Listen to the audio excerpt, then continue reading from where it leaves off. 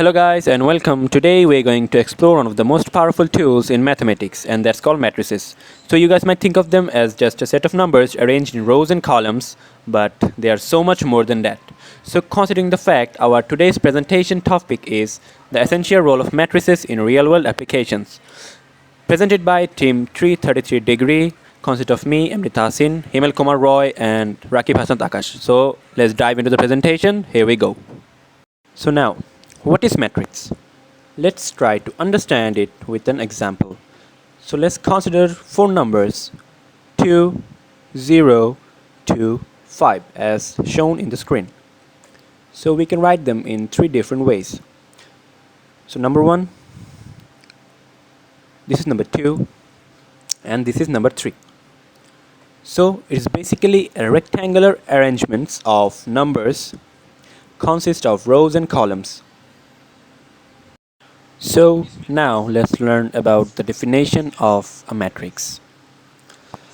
So at its core, a matrix is simply a rectangular array of numbers.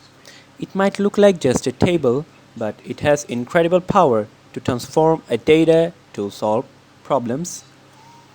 We can use matrices to represent data, transform objects, and solve complex equations that would be nearly impossible to handle manually. So our next topic is matrix multiplication. Let's try to visualize and understand it with a simple animation. Let's try to understand matrix multiplication with the help of this animation. So here this is a matrix which contains two rows and two columns. When we multiply this matrix with another vector, you might have doubt about that. This matrix can be called vector because of the fact this is another way of writing vector. So if we put the values, this is I and this is the jth value, so it will create this vector now. So to do the multiplication process, we have to multiply the rows of the first matrices to the columns of the vector. How can we do that? We have to multiply 0 and 1 and put them together. Similarly, minus 1 and minus 3 have to put them together, so we get the first value of the matrix. So similarly, we have to repeat the process so with the next one, and we will get the another value of the matrix. Now our vector 1 3 converted into minus 3 1. So this is called matrix multiplication. Let's learn about eigenvectors and eigenvalues. In the context of linear algebra and matrices, eigenvectors and eigenvalues are fundamental concepts that helps us understand the effect of the linear transformation. So here are the simple explanation. So eigenvector. So what is eigenvector? An eigenvector of a square matrix is a non-zero vector that, when the linear transformation is applied to it, only changes in scale. It might get longer or shorter, but its direction remains the same or exactly opposite. It doesn't get rotated or skewed in any other way. Think of it as a special direction that the transformation respects. Next, what is eigenvalue? The eigenvalue, denoted as lambda, associated with an eigenvector is the scalar factor by which the eigenvector is scaled during the linear transformation.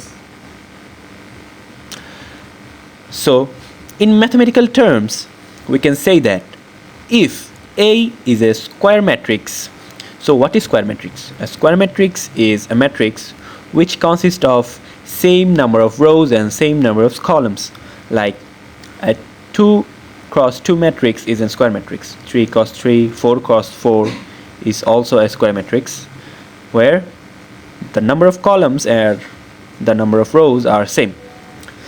And V is a non-zero eigenvector of the square matrix A, and lambda is its corresponding eigenvalue.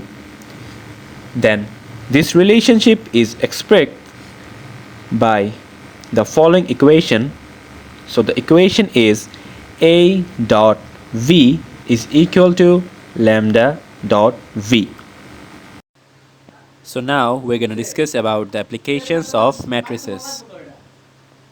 Number 1, computer graphics. Transformation of objects and projection in 3D rendering. Number 2, image processing. Image compression, filtering and edge detection. Number 3, economics and business. Input and output models and optimization or optimization problems. Number 4, cryptography, encryption and decryption algorithm. Number 5, machine learning and data science, neural networks and dimensionality reduction. Number 6, network theory, graph theory and Markov chains. Number 7, quantum computing, representation of quantum states and operations. Number 8, engineering, structural analysis and control systems. Number 9, weather forecasting, prediction models for weather patterns. And lastly, number 10, genetics, organizing and analyzing gene expression data.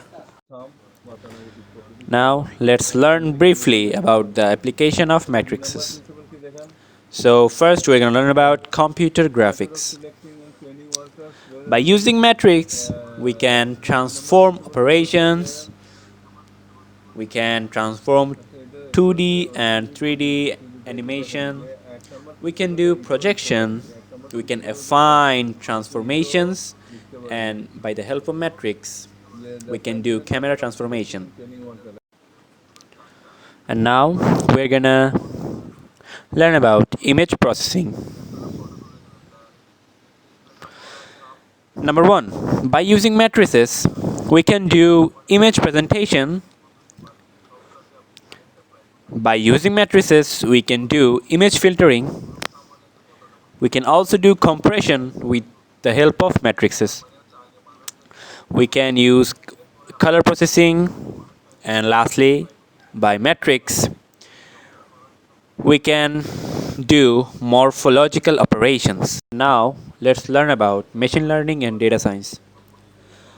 So, by the help of matrices, we can learn about machine learning and data science, and matrices are useful in these two platforms. So, number 1, by the use of matrices, we can do data representation, we can do linear regression, we can do the principal component analysis, we can do neural networks and the singular value decomposition. So now we're going to learn about quantum computing. So matrices are very useful in quantum computing. So there are some applications of matrices in quantum computing. So number 1, by using matrix, we can state quantum representation. Number 2, by the uses of unitary matrices, we can get a clear idea about quantum gates.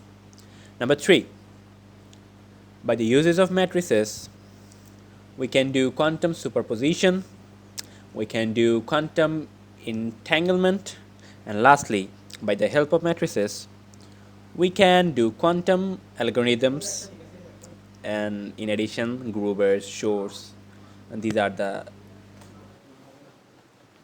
some methods of quantum algorithms. So now we're going to learn about the application of matrices in engineering. So number 1, by the help of matrices, we can do structural analysis.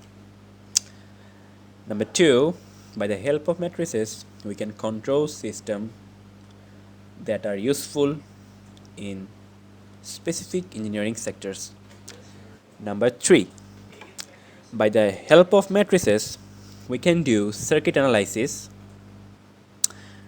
Number 4, by the help of matrices, we can use finite element method for engineering. And lastly, number 5, by the help of matrices, we can do signal processing that is important in signal and system analysis. Now we're gonna learn about economics and business. So by the help of matrices, we can do commercial stuffs, and it is very useful in economics and business sector. So, the help of matrices, we can analyze input and output models. We can optimize problems. We can do economic forecasting. We can do risk management and analysis, and lastly we can do market equilibrium analysis. So we can tell that the matrix is very important in economics and business sector. So in conclusion, we have seen that matrices are far more than just abstract mathematical tools. They are powerful and versatile language that underpins countless technologies and solutions shaping our modern world. From the seamless graphics on our screens to the complex analysis driving scientific discovery, matrices are silently yet profoundly at work. So everyone, thank you for your time and attention. Hope you guys understands our presentation. Thank you.